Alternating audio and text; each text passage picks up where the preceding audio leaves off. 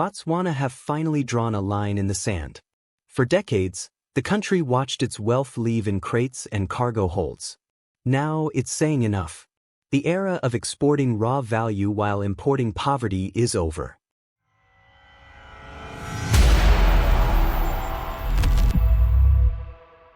Botswana just did the unthinkable. No more raw diamonds. No more unprocessed minerals leaving their soil. The gates are closed. The rules have changed. And the entire mining world is on edge. It all started with a signature, just a pen, a piece of paper, and a quiet decision made behind closed doors at the State House in Botswana. But within 24 hours, the shockwaves reached all corners of the mining world, headquarters in London, trading floors in Antwerp, and copper markets in Shanghai. Botswana had just announced a full ban on exporting raw diamonds and unprocessed minerals.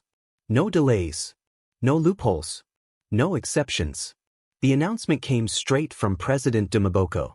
Standing beside key figures from the Ministry of Minerals and Energy, he declared calmly but firmly, "We will no longer be a source of raw wealth for foreign economies. Every ounce we extract must be refined, processed, and finished right here, on our soil." This wasn't just a speech. It was backed immediately by a sweeping executive order. Shipments were grounded at airports and border points. Containers of copper concentrate and diamond parcels were stopped pending proof of local processing. Mining firms scrambled. Some halted operations. Others rushed to set up emergency meetings with government officials. Foreign investors issued vague statements about needing policy clarity. But beneath the diplomatic language, one thing was clear. Botswana wasn't bluffing. The ban applies to everything: diamonds, copper, nickel, and other minerals. From now on, if value hasn't been added within Botswana, it can't be exported. In practice, this means all minerals must be cut, polished, refined, or processed inside the country, either by local firms or through partnerships based on Botswana soil. It's a radical shift, especially for a country whose economy has long depended on exporting raw resources. Diamonds alone account for nearly 30% of Botswana's GDP and over 80% of its export earnings. Until now, rough diamonds from mines like Jwaneng and Arapa were quickly packaged and shipped to India or Belgium, where the real profits began. That model just collapsed overnight. Government insiders say this is only the start. A full legislative package is being drafted to embed the policy into long-term national strategy. Firms that don't comply could lose their mining licenses. On the other hand, those that invest in local processing, building cutting factories, refineries, or training centers, will qualify for tax breaks and fast-tracked permits. Though it may seem sudden, this move has been in the works for months. Sources close to the Ministry of Trade say President Bou's inner circle has been quietly studying the economic failures across Africa, especially in countries that rely on foreign processing. Their conclusion? If Africa wants to be rich, it can't keep exporting poor. The World Diamond Council, commodity traders, and global embassies are watching, some with concern, others with quiet admiration. Because Botswana may just be showing the rest of Africa what economic leverage really looks like. This small, landlocked country, rich in stones, just rewrote the playbook. Not through protest. Not through sanctions. Just by refusing to play the old game. But what's really driving this bold and high-risk shift? This wasn't about ideology. It was about pressure. The kind that builds slowly, until a government has two choices: collapse or change everything. By early 2025, Botswana's diamond-based economy was faltering.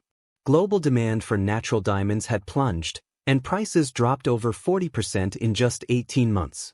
Export revenues went into freefall. But the signs were there long before the crash. Across jewelry markets, a quiet revolution was brewing. Lab-grown diamonds, cheaper, identical, and increasingly accepted, were going mainstream. Gen Z buyers and sustainability-minded millennials were moving away from mined stones.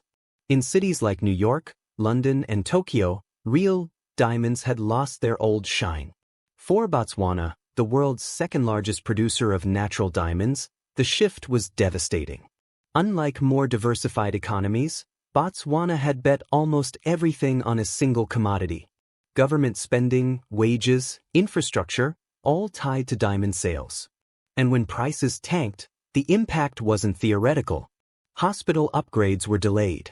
Teacher hiring was frozen. Rural development funds dried up. Worse, most of the profits never stayed in the country. Raw stones were dug up locally, then shipped out and transformed into luxury goods abroad.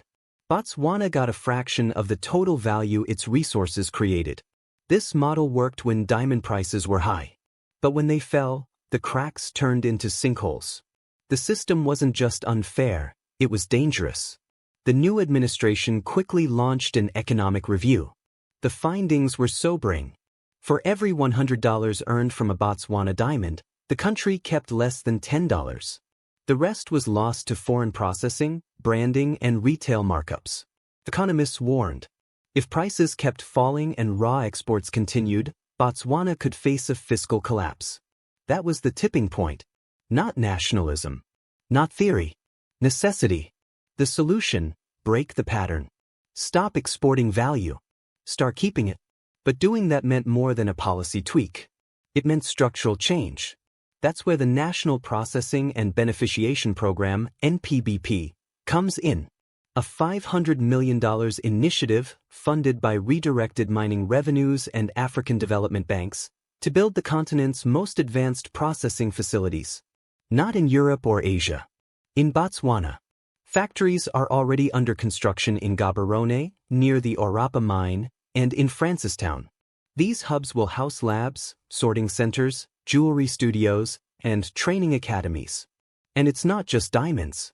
Botswana has signed agreements with South Korean and Chinese partners to help build copper and nickel refineries. The facilities will be partly state-owned, with built-in requirements for local jobs and knowledge sharing. If even 60% of minerals are processed locally, the NPBP estimates over 38,000 jobs could be created in just 5 years. And this isn't just about economics. It's about pride. No more exporting rough stones and importing them back at 10 times the price. President Boo wants to see Botswana diamonds sold under a national label, cut, polished, and branded at home. But this transformation won't be easy. Diamond processing requires precision, training, and serious infrastructure, things Botswana is still building. That's why the government launched the Botswana Industrial Skills Academy, BISA, and is rapidly expanding solar and hydroelectric capacity. It's a high-wire act. But for the first time, Botswana isn't asking what the world wants from its minerals. It's asking what it can do with them. So how are foreign corporations responding? Behind boardroom doors in London, Mumbai, and Tel Aviv, the tone has shifted. De Beers, long a dominant player through its joint venture with Botswana, is now scrambling. With raw exports banned, they must work with local partners to process stones. Margins have shrunk. Shipments are stalled. Contracts across the mineral sector are being rewritten, from freight to customs to insurance. India and Belgium, long-time processing hubs, are bracing for long-term losses. In Surat, where 90% of the world's diamonds are cut, job losses are looming if other African countries follow Botswana's lead. And that's exactly what might happen. From the DRC to Namibia, leaders are paying close attention. The African Union is reportedly considering a continent-wide summit to re-examine Africa's role in the global mineral trade. Still, this isn't isolationism. Botswana isn't pushing out foreign companies. It's inviting them in, on its terms, to invest, build, and process right there on the ground. It's why many expected backlash. But instead, Botswana is being courted. Because global markets still need its minerals. But here's the catch. This leverage won't last forever. If domestic infrastructure can't deliver, or if the policy stumbles, investors could walk away. Still, if Botswana pulls this off, it might be the first African nation to not only talk about economic freedom, but actually build it. And that brings us to the bigger question. Is this the start of something bigger for Africa? Beneficiation isn't new. African leaders have been talking about processing raw materials locally for decades. But few have followed through. Because it's expensive, politically risky, and takes years of consistent effort. What makes Botswana different is that it isn't just talking. It's acting. and accepting the short-term costs for long-term control. That's what transformation looks like. Not in slogans, but in sacrifice. So far, the country has stayed the course. Exports are down. Production has slowed. But a new kind of economy is being built, one where value stays home. If it works, Botswana won't just be a mine. It could become a brand. Imagine walking into a store in Dubai and seeing jewelry labeled, designed, cut, and polished in Botswana. That label wouldn't just mean a product. It would mean power. And maybe, just maybe, it could change the story for the entire continent.